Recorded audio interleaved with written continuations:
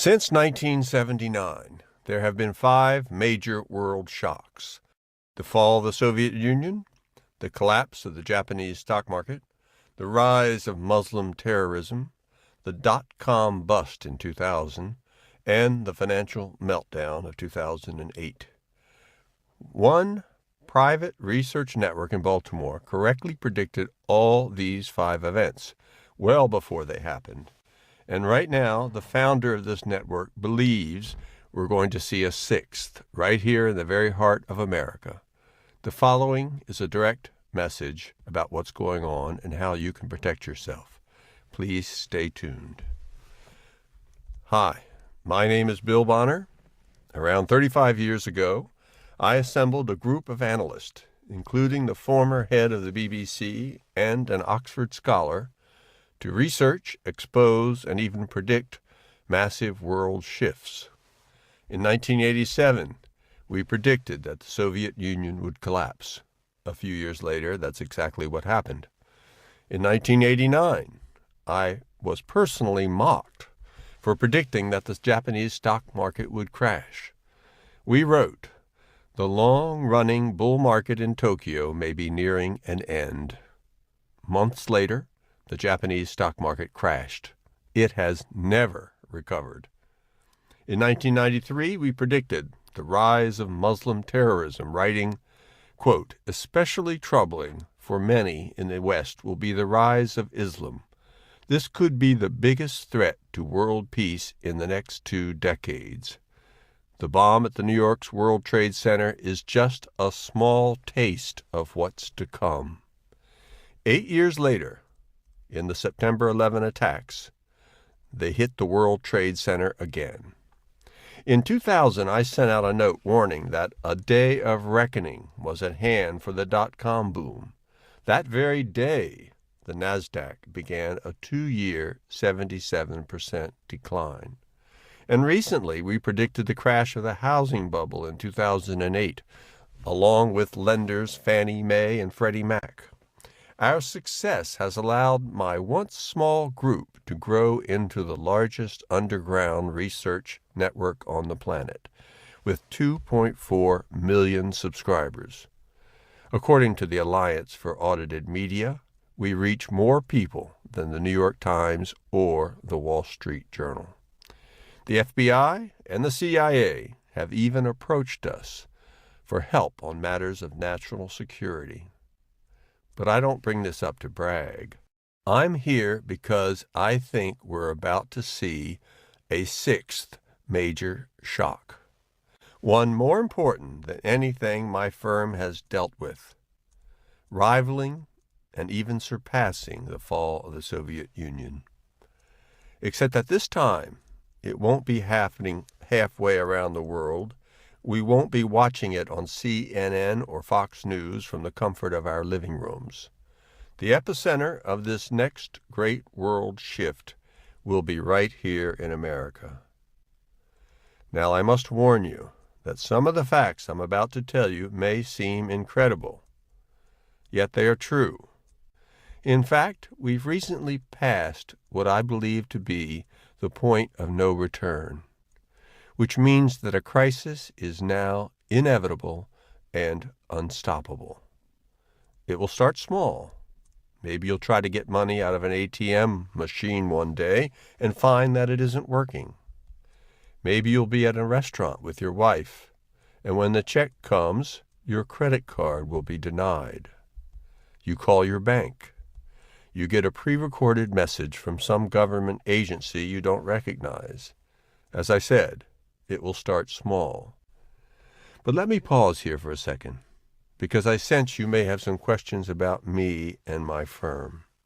After all, you're probably wondering why you've never heard of a news and research network bigger than the New York Times or the Wall Street Journal, especially one with an unmatched track record.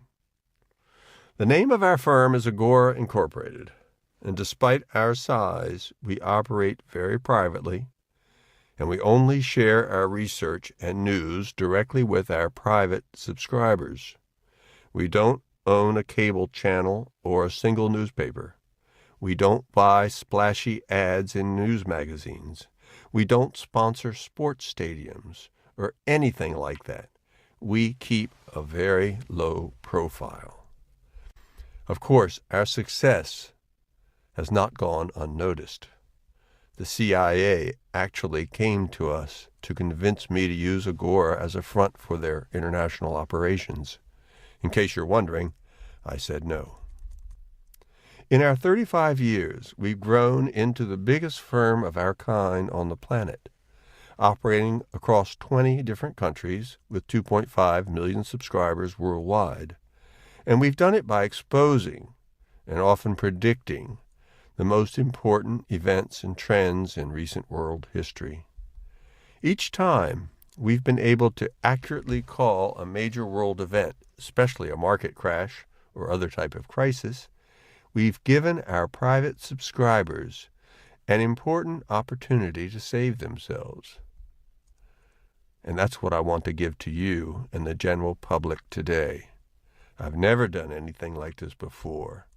I've written 3 New York Times best-selling books. I've been interviewed on countless TV shows, and I've been invited to Washington to meet political leaders, yet I've never released my own private research to the general public in this way before. But then, this is possibly the greatest story and the most urgent situation of my entire career. And it's a story only I can tell, because I'm the only person in this business, possibly in the entire industry, who has been watching this situation from the very beginning. You see, what most people don't realize is that in the 1950s, the United States began switching over to an entirely new kind of economic system. And no, I'm not talking about the end of the gold standard. That happened in the 70s. This new system has allowed us to amass more wealth on paper than any other nation in history. Despite the collapse of our industrial sector in the 70s, despite our manufacturing base moving overseas, resulting in lost jobs and broken towns all over America, despite 2 major market crashes in just 15 years, the new system made our economy what it is. It's what keeps our lights on, our grocery stores' shelves stocked, our gas stations fueled, our Social Security checks in the mail, and our investments producing gains. And if you've ever wondered how we managed to keep going despite every sign pointing to a coming collapse, this is it. The trouble is that over 30 years ago, I noticed a fatal flaw in this system. And as this system keeps growing, so too does the flaw. It keeps growing bigger and bigger all the time. And now, I believe we're past the point of no return. When this house of cards collapses, which it will, a systemic shock will disrupt our lives in ways you never thought possible. You will suddenly be locked out of your own bank account, unable to withdraw cash or deposit a check. Your stocks will swing wildly out of control. You won't even be able to access your Social Security money. Like a virus, it will spread to our food supply chain, causing massive shortages in the cities and suburbs. The same thing will happen to our gas network. America's highways will become quiet and empty. And one by one, every service you've come to depend on, from your bank to your grocery store to our federal government, will shut down. You won't be able to get cash, and without cash, you won't be able to buy food or gasoline. And what happens to America then? As a society, we are now more than ever dependent on convenience, on free government services instead of our own hard work, on credit instead of our own hard-earned cash. What happens when people can't use their credit cards? When they can't drive to get their checks because there's no gas? When the only thing you can count on is cash, and no one seems to have any of it? Will you be able to rely on your neighbors, your fellow citizens? Well, lately I'm not so sure. Now I realize that to someone who hasn't been studying this for 35 years, the idea of a serious crisis like that hitting America may not seem possible. After what I'm about to tell you, I think you'll reconsider. Quote, literally, your ATM wouldn't work.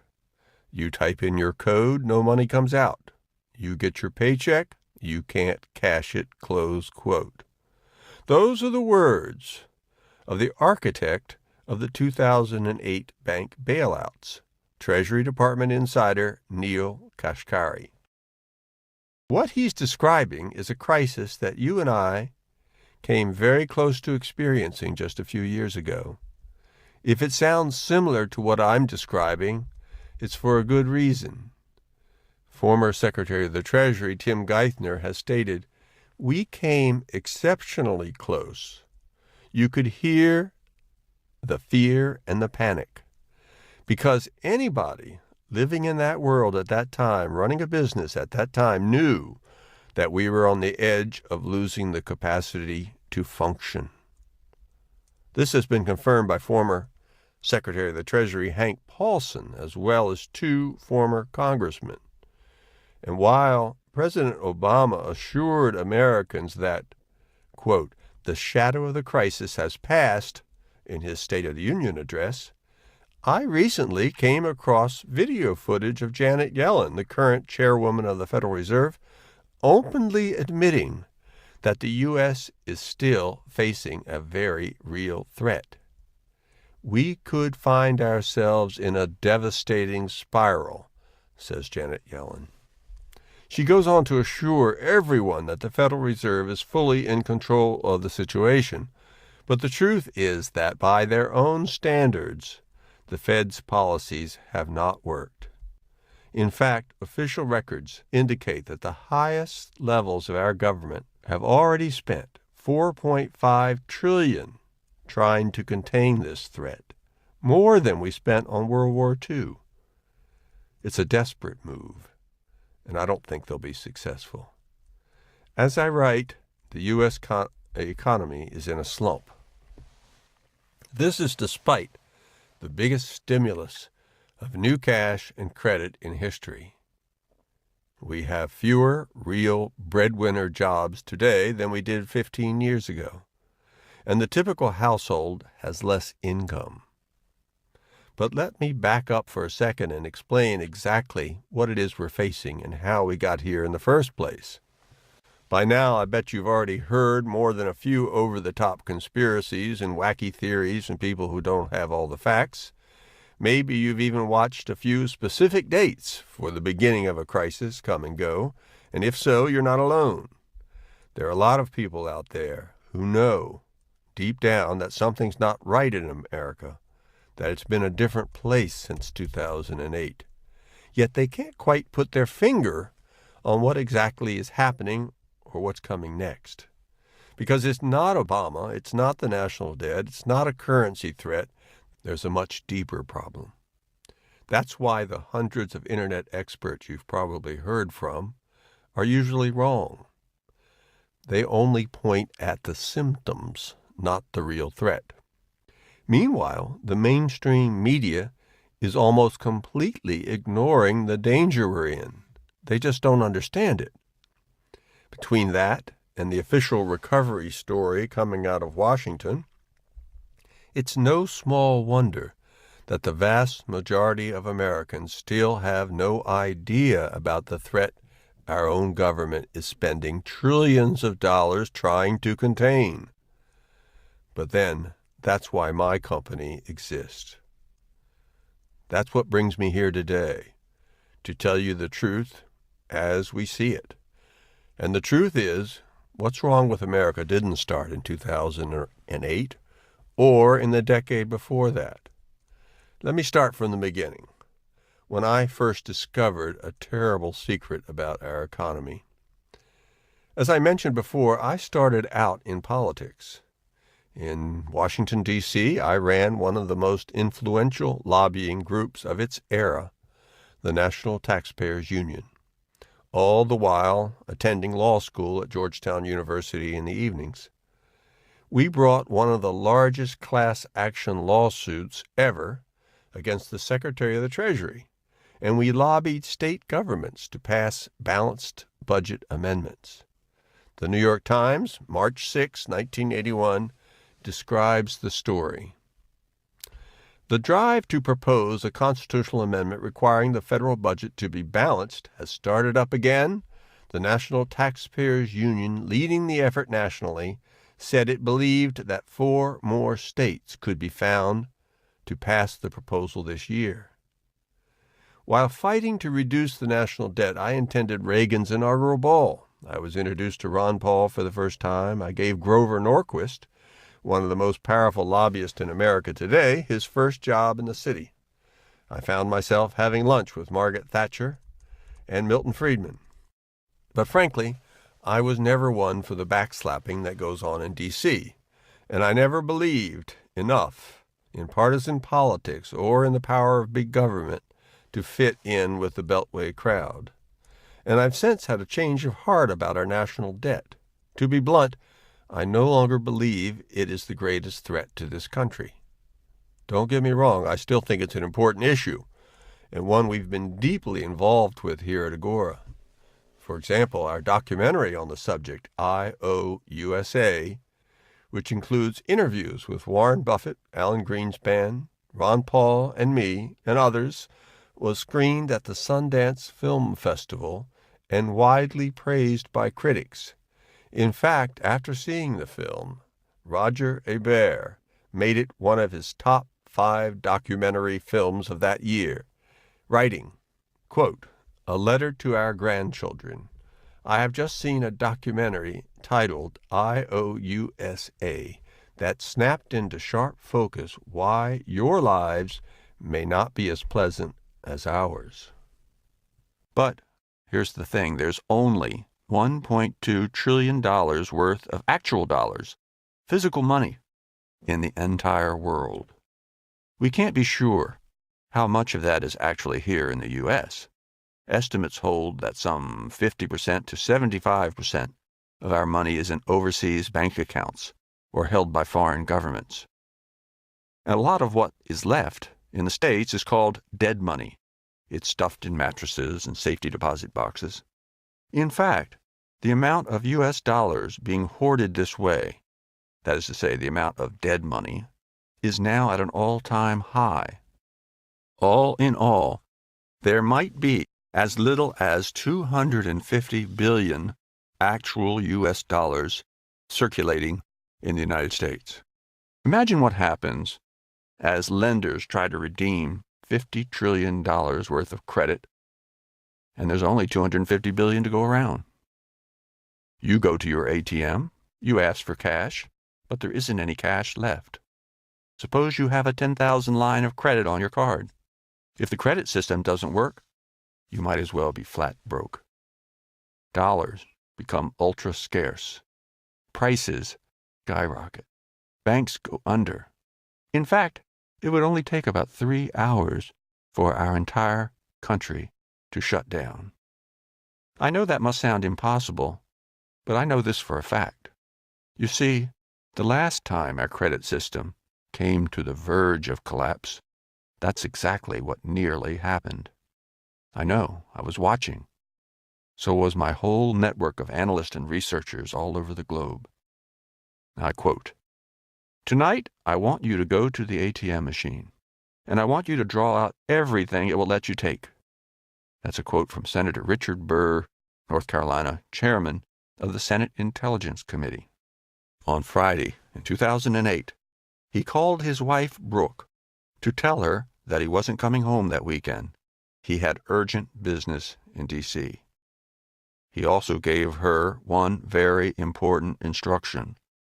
Go to an ATM, take out everything you can.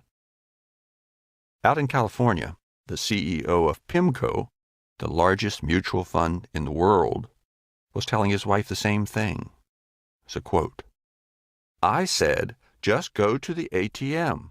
I'm not sure the banks are going to open tomorrow." And she said to me, "You must be kidding." I said, "No." I'll bet that sounds extreme, but what you may not know is at the time, the U.S. was just hours away from a total systemic shock. At 11 a.m., the Federal Reserve had noticed hundreds of billions of dollars starting to disappear from the American economy. A massive loss of faith in the system had prompted big players to get their money out while they still could. In response, the government began injecting billions to, quote, liquefy the system. And it watched helplessly as that money vanished without a trace. Congressman Paul Kanjorski remembers panicked meetings with Secretary of the Treasury Hank Paulson and Chairman of the Federal Reserve Ben Bernanke behind closed doors in Washington that day. He would later admit that if not for one last-ditch effort, the entire United States of America would have gone dead in the water by 2 p.m. that afternoon. Shocking, I know, especially because most people still don't realize how close we came to a full-scale shutdown, or how close we are still. You see, this situation never actually got resolved. Instead, it got worse. A McKinsey study tells us that there's $57 trillion more debt today than there was in 2007, and it's growing. In fact, it's being artificially pumped up by the Federal Reserve and other central banks. As you can see from the chart above, our current credit system started around 1950. In the late 70s, traditional American industries such as cars, steel, televisions, radios, even computers moved overseas. Credit came in and replaced traditional wage increases as a way to prop up our economy. That's what triggered the massive growth phase it entered around that time. Agora warned in 1993 that it would begin to unwind, that the credit cycle would come to an end. That nearly happened in 2000, when the credit system first stalled out and the dot-coms went bust. But then, housing was there to support it. All that credit rushed into the housing market, which then shot up to meteoric levels. But when housing collapsed, there was nothing else to keep us going. That's when the Federal Reserve started buying up bonds and mortgages. Starting with a balance sheet of $700 billion before the crisis, the Federal Reserve is now on the hook for $4.5 trillion. That's how much new cash and credit it has put into the system in the last 6 years. Our lender of last resort, the Federal Reserve, has become too big to fail. Unfortunately, if it does, there's no higher entity that can step in, save our credit system. It has simply gotten too big. And all it takes is just one small loss of faith.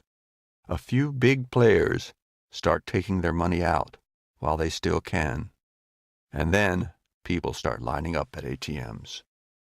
And a systemic shock will paralyze the nation. Even former Federal Reserve Chairman Alan Greenspan is sounding the alarm. Unless we come to grips with this problem, I'm afraid we're going to run into some kind of political crisis. In the 36 years Agora has been providing its subscribers with information, we've seen countries get hit with financial shocks like this again and again. In just the last century, I can name at least 38 events very similar to what I'm describing. But none of them has even come close to the scale of a potential collapse here in America. That's because none of these countries has ever been able to borrow so much or become so dependent on credit. We're going to see just how dependent we've become, and I'm not looking forward to it. America's unique status as the world's superpower has enabled us to keep borrowing at unheard-of levels, all on the assumption that we're good for it. But we're not. And at some point, someone will realize that. When Americans can no longer use their credit cards, when grocery stores are hoarding food rather than selling it, when we become stranded in our homes because there's no gasoline, when our retirements vanish, when our government benefits are cut off, what will happen to America as a country? I'd like to be able to say that we'll band together and take care of each other, but will we? In the 1970s, we had a near miss with a very similar kind of crisis. Our steel and auto industries began to fail, gas prices soared, riots broke out in major cities like Philadelphia, Boston, and Chicago. One woman, a teenager at the time, remembers. Working at a country gas station, she remembers being swarmed by an angry mob one day after the gas station ran out of gas. In terms of economic crisis, it was tiny compared to what we're facing today. Yet it shook America to its very foundation.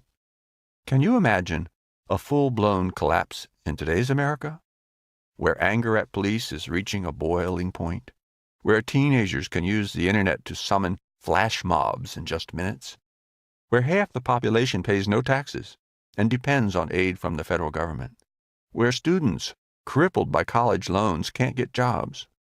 Given what we just saw in Baltimore and in Ferguson, New York, Oakland, and other cities last fall, with people seizing just about any excuse to loot stores and break windows, how long do you think those same people will refrain from stealing and violence when they can't get a meal?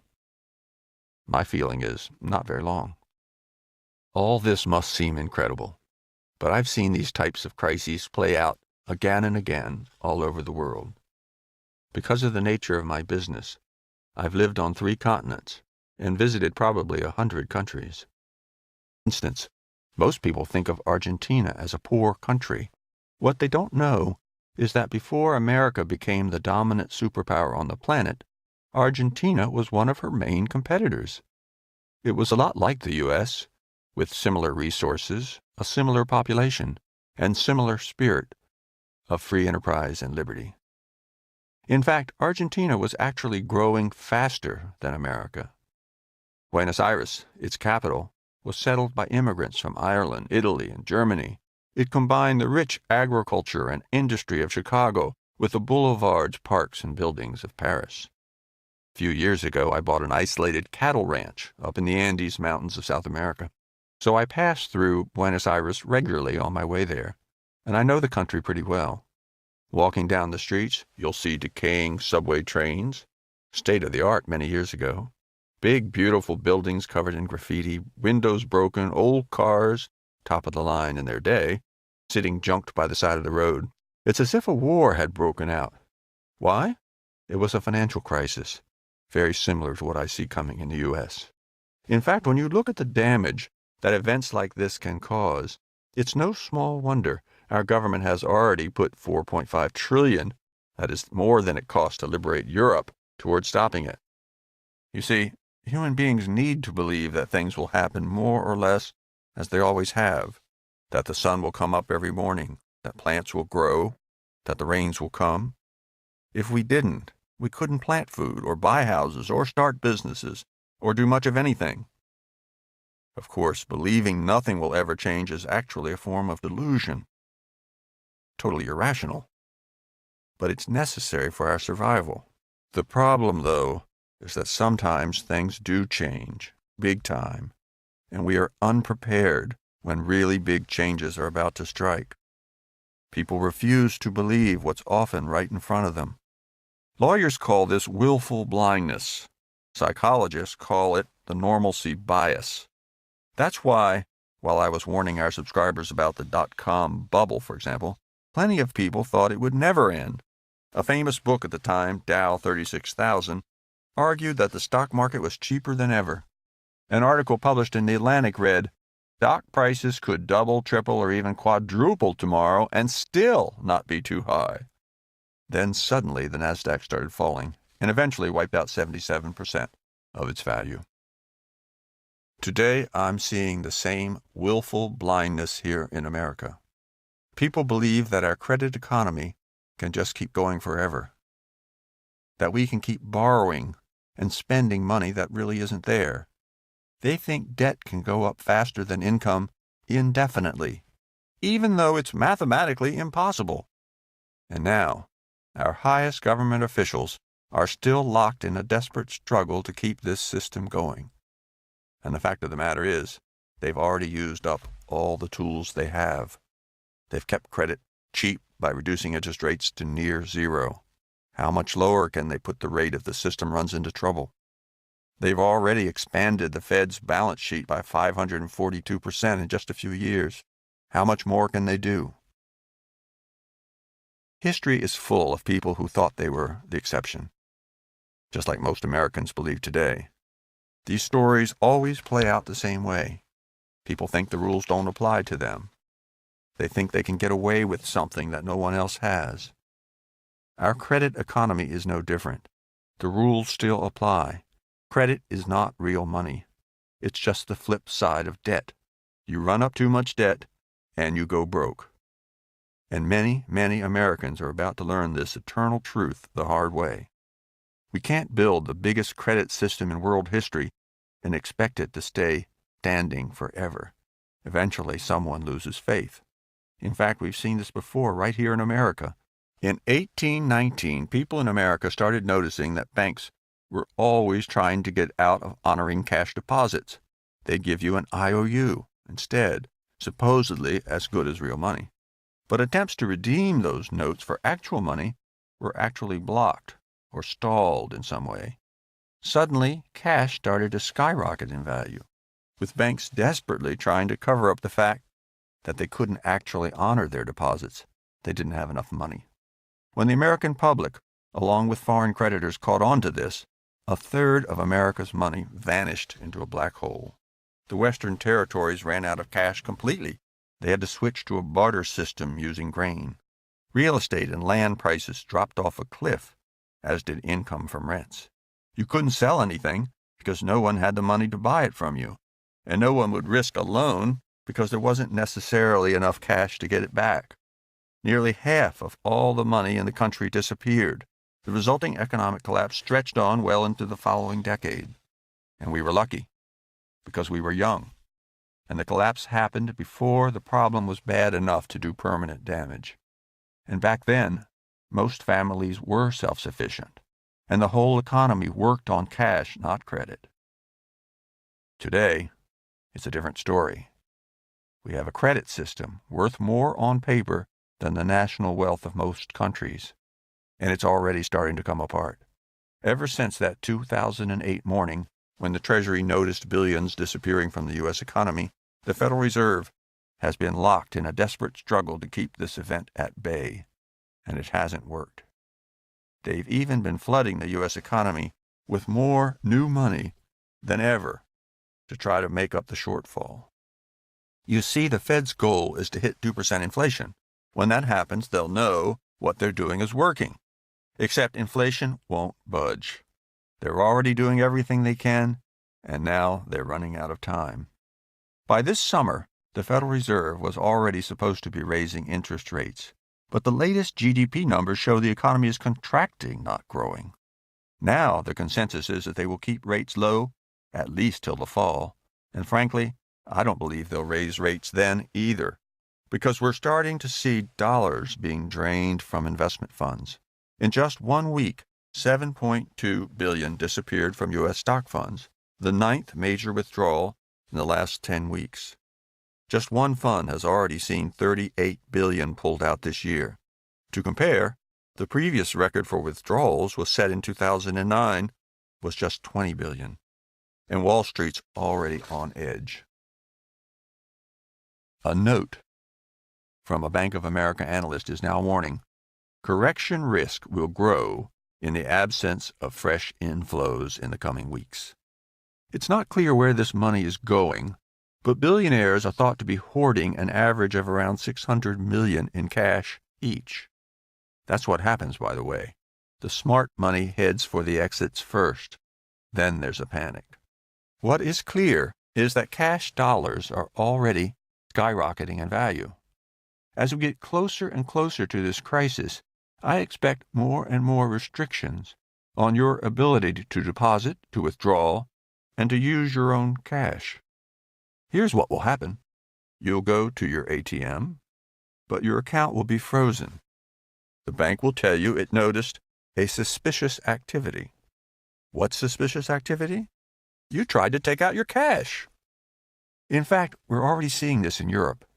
Just recently, a Swiss pension fund tried to withdraw a very large amount of cash from its bank, with the idea of storing that cash in a guarded vault instead. The bank refused to give the fund its money, and when the pension fund complained, the government backed the bank. In fact, it admitted that it had been, quote, recommending that banks with cash demands act restrictively. And it's already starting to happen in the U.S. The U.S. government has started implementing Public Law 111147, which makes it harder for Americans to take money out of the United States and out of American banks. Banks like J.P. Morgan are no longer allowing people to store cash in safety deposit boxes. In certain American cities, Chase Bank customers are now not allowed to make cash payments on credit cards, mortgages, equity lines, and auto loans. In fact, a man who tried to pay his mortgage with cash at a Bank of America was nearly arrested. And when a reporter from the liberal Daily Cost tried to investigate, he was accused of casing the bank. From Florida to New York, states have been moving to restrict citizens from accessing and using cash. In fact, Louisiana just made it illegal to use cash to buy any precious metals, including gold. Even some in the mainstream media have started to notice what's going on. Bloomberg has reported there's a surge of creativity around ways to drive interest rates deeper into negative territory. As this new world takes shape, cash becomes pivotal. Am I just being paranoid? Well, I hope so. Maybe it won't happen. Maybe it won't be so bad. But as you'll see in a moment, something must give. The credit economy cannot last, and it's anyone's guess just how bad it will be when it finally gives way. In America today, we're seeing protest, rioting, young people fighting with police and turning their backs on American values. A majority of people in the U.S. now favor taking some people's money to distribute to others. A majority also favor higher taxes. It's already beginning to look like a very different America from the one you and I grew up in. Today, 1 in 5 Americans do not think the U.S. will remain a single country going forward. There have already been secession movements in Texas and now in Hawaii. In fact, a consultant for the Pentagon recently revealed plans by the Chinese to provide arms to these Hawaiian separatists. And Chinese officials have actually threatened the U.S. Secretary of State, saying they would not hesitate to assert their territorial claims over the islands. According to at least one source, the U.S. military even has contingency plans in place for the withdrawal of U.S. troops from Hawaii. Meanwhile, a recent report by Pew Research finds Americans more divided than ever. But frankly, you don't need a scientific study to prove that. From the violence that ripped through Baltimore last April, to the complete dysfunction of our Congress, to the massive decline in marriage rates for our young men and women, to the increasingly vocal and sometimes violent opposition to traditional American values, I'm not sure how well America, at least as I know it, could withstand food shortages, banks closings, bonds, retirement accounts, and benefits becoming worthless. That's what would happen, because there's not enough real money, real cash, to support the standard of living that we're used to. Realize that if you collected every single dollar in the country, you'd have less money than the GDP of Finland, and not much more than the GDP of Greece. Our economy runs on credit, not cash. And in a credit crisis, which is certainly ahead, credit is the first thing to disappear. The second thing that goes is cash. And then you have real problems. I've seen cases where economic shocks like this last years, where people are cut off from their bank accounts for months at a time, where prices swing wildly out of control, where strikes cripple services and shut down highways, where hospitals can't get medicine, where governments become increasingly desperate and violent. Whether this will happen today or tomorrow or a month from now, I don't know. Nobody knows. But I do know that no country in history has ever maintained the course that America is on now. I know that no one gets away with creating fake wealth